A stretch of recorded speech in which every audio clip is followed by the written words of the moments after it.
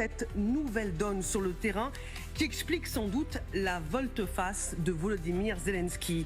Une percée inédite de l'armée russe sur le front. Les soldats de Moscou ont réussi à atteindre une route stratégique dans le Donbass qui était devenue la nouvelle ligne de défense pour bloquer l'ennemi russe. Un désastre, avouent plusieurs hauts gradés ukrainiens. Les faits, de quoi parle-t-on? Quelle est la réalité sur le terrain? Avec les indispensables de Lucille de Villers.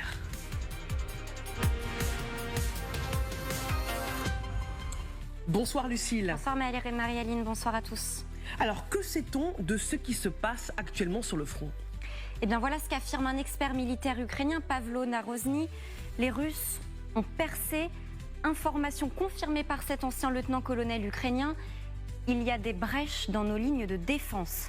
Alors de quoi parle-t-il? De 7 zones en particulier de la région de Donetsk. Nous sommes au nord de Pokrovsk. L'armée russe progresse à l'est de la ville de Dobrovila dans ces deux directions. Cela représente une avancée d'une vingtaine de kilomètres en moins de 24 heures. On n'avait pas vu cela depuis 2 ans et demi. Peut-on pour autant parler de percée?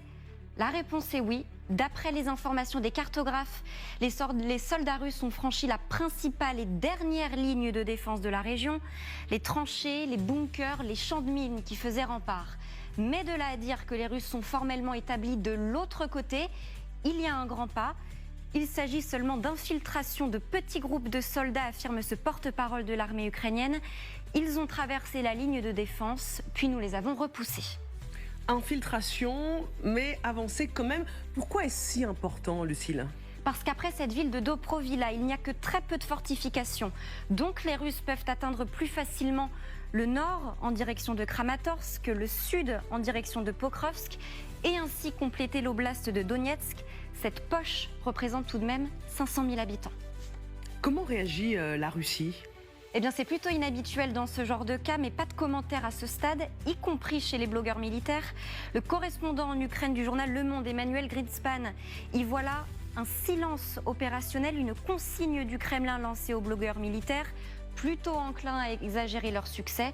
Seuls quelques-uns font exception à l'image de cet homme, Sergueï Poleyatev, qui est suivi par 30 000 personnes. C'est la plus grosse crise pour la défense ukrainienne depuis 2 ans et demi et la chute de Mariupol. Cela tombe à point nommé pour la rencontre entre Poutine et Trump en Alaska ce vendredi.